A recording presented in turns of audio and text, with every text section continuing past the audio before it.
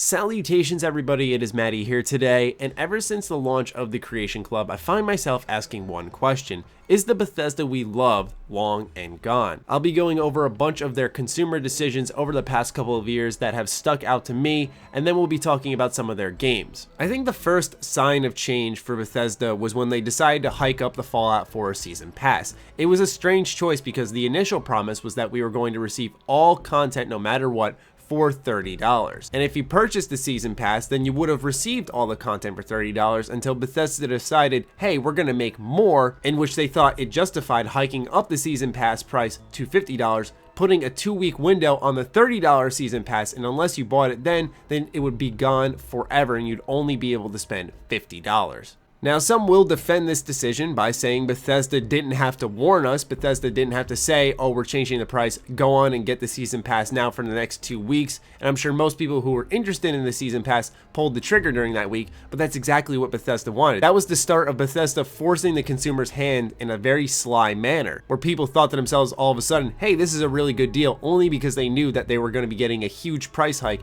in the next couple of weeks. It also balanced out because the first half of Fallout 4 Season Pass was pretty well received aside from Wasteland Workshop. I think most of us can agree that Far Harbor was fantastic and Automatron was a nice touch. So it was a bet that gamers were really willing to make on the Fallout 4 Season Pass, considering they were expecting that quality, if not more, to be in the second half. And it turned out that it really wasn't that good since most of it was just settlement DLC. The next clear-cut anti-consumer decision that Bethesda made was changing their review policy, how they handed out review copies for streamers, YouTubers such as myself, and even the media. I know some people may think I have bias on this side of the argument, and quite frankly I do, but I think it benefits everyone if the media, if YouTubers, and if streamers had review copies for the game before launch. It informs you guys before you even have to think about making a purchase, and I think that's really important for any consumer out there. Bethesda's reasoning for only providing review copies 24 hours in advance was because they want everyone to play the game at the same time, and especially looking at that again in its plain text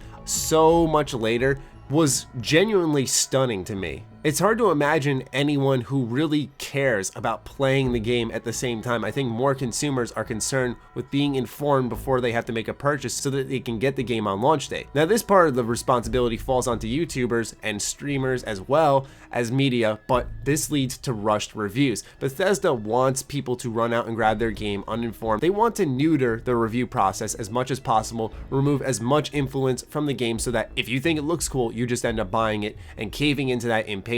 It all boils down to consumer control on this part, but Bethesda is playing a big factor in why people are going to act that way. And their review policy made a ripple effect across the industry where a lot of other companies barely give out games ahead of launch. That's why you hear me always in my reviews, if I get a game way ahead of launch, I personally thank the publishers because it makes the biggest difference. It's such a stress reliever because yes, there is that crunch. You kind of want to get the review out in at least a timely fashion. And of course, most recently what sticks out is Creation Club. Absurdly high prices for a lack of content, most of it being cosmetic, none of it changing the gameplay, none of it really adding genuine content like quests or a new area to explore. And furthermore, a lot of issues have cropped up after the launch of this, and as fans have continued to investigate Creation Club, showing that there is a record limit for the Creation Club of 4,000. Now, what this means is that there isn't really currently that potential to build quest mods, because let's take Automatron for example, which modders have stated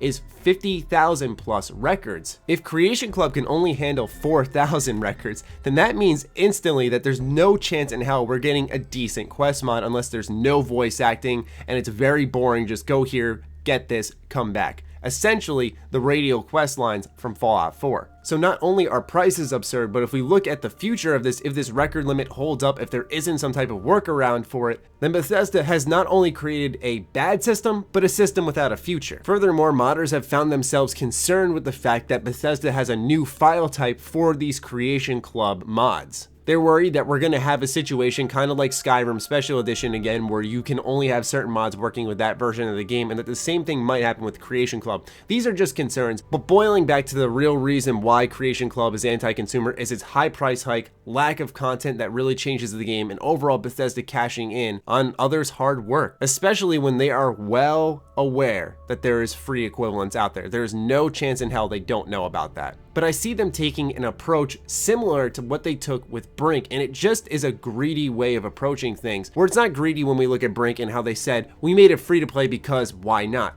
But I also look at Creation Club, where not many people I personally feel are going to be buying anything from Creation Club, but I can almost sense by the way Bethesda approached this, the lack of content, and it seems the lack of future with this, that Bethesda made it anyway because why not? Why not make money off mods? There's so many mods there. Someone will buy this content, unfortunately. So Bethesda's probably looking at it, just shrugging their shoulders saying, whatever, it increases our bottom line a little bit, so let's just go ahead and do it. So those are three really big anti-consumer decisions as far as I am concerned. And then it all boils down to the games afterwards. When I take a look at it, there hasn't been a game that Bethesda has published that I have not enjoyed in a long while. I'd say it's probably been since vanilla Elder Scrolls Online, which was back in 2014. Ever since then though, Wolfenstein and The Evil Within onwards, they have been fantastic, constantly churning out excellent content. And I did enjoy Fallout 4, of course, but more importantly is the published titles here. We're seeing that the games coming out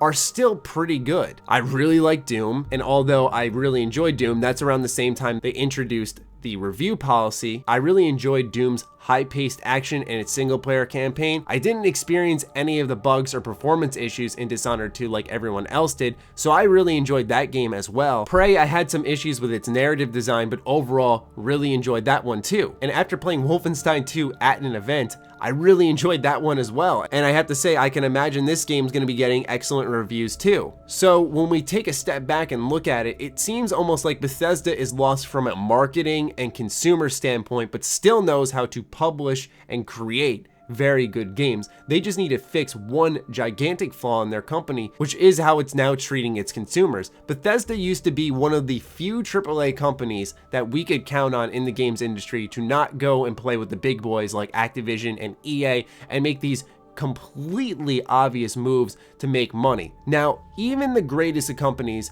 need to make a profit.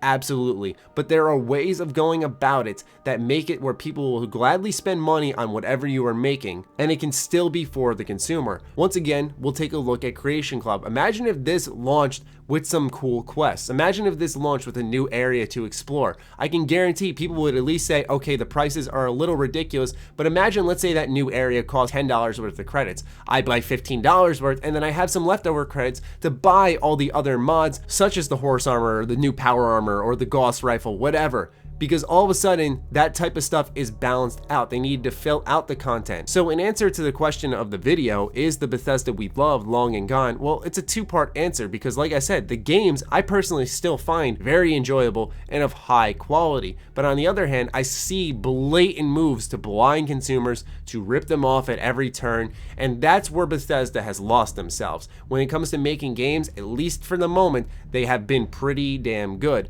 But when it comes to actually caring about the consumer, yeah, they're long gone. They are so far off, it's not even funny, and they need to start putting their ears to the ground and really listening to fans. Take a look at Sega, for example. This is a company that is so in touch with their community, it's not even funny. They are a company that has completely turned it around and really made some pro-consumer choices, and they have been churning out excellent games as well. There is a way to find a fine line that benefits both consumers and yourself as a company. But in many ways, a lot of these decisions, since they blatantly scream, we want money, I find myself thinking that this is more of decisions by the suits at ZeniMax than anything, but I really can't confirm that because I don't work at the company. So that's all I have to say for today's video. I'd love to get your 2 cents on this in the comments down below. Other than that, follow me on Twitter, like me on Facebook. Those links are in the description down below, along with my Patreon. Do consider supporting that as it fuels all the content we create here. Stay sexy, stay active. I love you all.